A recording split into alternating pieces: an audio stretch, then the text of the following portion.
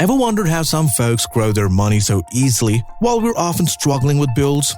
Today, let's uncover the secrets of a man who just didn't learn how to make money, he made the rules himself. Charlie Munger. Get ready as we explore Charlie Munger's simple steps to building wealth, steps so easy that you could change how you manage your money from today onwards. Like Warren Buffett's belief, Munger emphasizes building solid and lasting relationships. And Charlie is undoubtedly one of those friends for Buffett. Their partnership spans almost 4 decades and has played a significant role in the tremendous growth of their Berkshire Hathaway company, which now stands at a $700 billion valuation. I've conducted extensive research on Munger's path to wealth and realized that his genius lies in places you might not expect. I discovered that his 5-step method for getting rich is not just remarkably simple, but it's also something anyone can execute. Let's break it down together. Step 1. Make it simple. The first step, which many people overlook and don't pay enough attention to, is to actively look for and start a simple business full of opportunities. As Munger says, the first rule of fishing is to fish where there is a lot of fish. If you want a big catch, you need to go where there are many fishes. Let's imagine 2 people, Sean and Scott. They're both very smart and have done amazing things like getting a master's degree from a top university in 4 years or while getting perfect grades. They both want to reach their goals and are ready to work really long hours. They're honest and work well with others in their businesses. But there's one big thing to think about. Let's say Sean decides to work with the coal mining industry, which isn't as popular anymore, but Scott chooses to work in a renewable energy sector where business is booming. According to what Munger says, Scott would have a better chance of doing well because he's working in a place where there's a lot of opportunity. Even though they both are smart, hardworking, and honest, Scott's in a better place because he's working in an area that's growing fast. Scott fishes simply where the fishes are. Step number 2. Getting to $100,000. The second step Munger emphasizes is to save and then invest your first $100,000. According to Munger, your journey to making that first $100,000 can change your life. It's like a tough test, It builds character, but it pushes your limits. It's all about getting into the right habits too, like saving your money, making smart investments, and constantly learning about money matters. The magic really happens when you keep at these habits over time. It's not just about your money growing, but you as a person too. By tackling this first big money goal, you're setting yourself up for success in handling and growing even more money later on. In Munger's eyes, the lessons you learn getting to $100,000 are your key steps towards achieving real wealth. When you're starting from scratch, trying to save your first $100,000 can feel like a mountain to climb. Each dollar you invest is coming straight out of your regular income, which can make this task feel really tough. But hitting that first $100,000, that's your first real step on the journey to building wealth.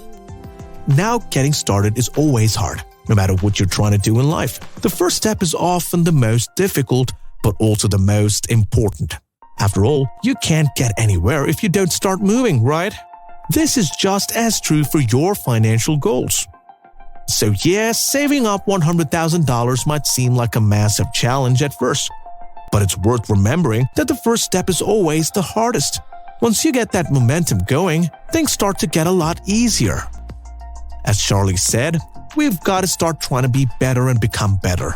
Because we've got to ask ourselves, are we just looking for excitement or do we want to get better? If we want to get better, we must be ready to make significant changes in our lives and accept the changes we make. After a long time on a familiar road, we often get too comfortable slowing our progress. But it is important to remember that change is the only thing that stays the same in life. If you want to get rich, you'll have to change your life in a big way. One good way to get started is to save and invest half our income instead of spending it all at once on a whim. Also, it is important to get interested in stock selling, just like other wealthy people do when they look for ways to make money. As an investor, spending less time and money in shopping for things and more time and money trusting the stock market as a great marketplace and equities as excellent goods is essential.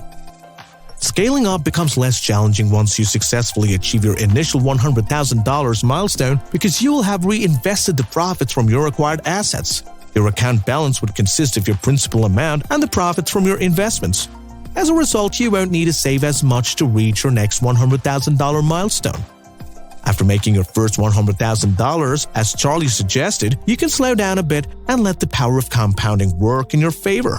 By investing your funds and earning an annual average return of 8% over 15 years, your initial investment would have grown to almost $320,000. It's good to start early and hit the ground running to make your first $100,000. Then you can take a backseat. Making a good investment can be challenging. To make a good investment, you must work to stack it up and turn it to something before you can set into motion. Once it's in action, you have to do less work on it each time, and after a certain point, you don't need to put in any more work. As it keeps growing and gaining its own speed, it becomes impossible to stop. Step number 3. Buy and hold equity. Now, the third step to attaining wealth is owning equity. This idea to own a piece of the market and let it grow. Let me explain. Charlie has invested most of his multi-billion-dollar wealth in just one company, Berkshire Hathaway. How much does Charlie Munger make after almost 50 years with the company? Despite owning almost $2 billion in Berkshire stocks, Charlie still earns less than most lawyers and doctors fresh out of college. Remember, Charlie Munger's success is not a result of earned income, but instead on an account of an increase in Berkshire stock. Like Charlie rightly said, you've got to have a system in place that helps you get the right stocks, and here's one system that can help you out. When looking for a job, look for opportunities that give you a stake in the company. By buying more shares of a stock, your stake in the company grows and you get a more significant percentage of the company's assets and earnings. In information technology, workers receive significant amounts of company stocks as rewards.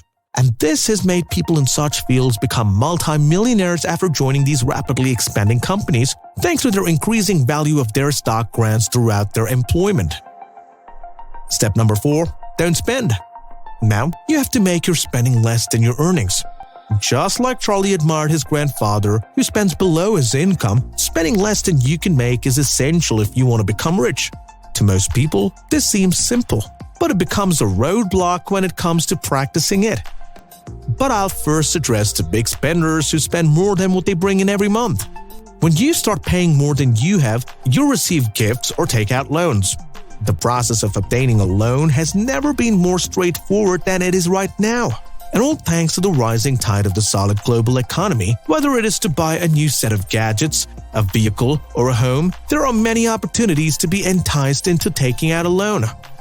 According to the Federal Reserve, at least 40% of American households suffer from excessive spending, and the problem with personal debt is that it can become a prison. In truth, there are some types of good debt. Credit card debt is the most popular type of consumer debt, and it also serves as a perfect example of how easy it is to become trapped by it. The most effective way to avoid incurring interest charges is to pay off the amount in full before the introductory period expires. However, most people charge the maximum amount on their credit cards and then pay only the bare minimum each month. Combined with the high interest rate, this little payment barely covers the monthly interest. As a result, using a credit card as a source of financing is a highly costly option. If a person spends every dollar they receive, it is evident that they are not saving for the future.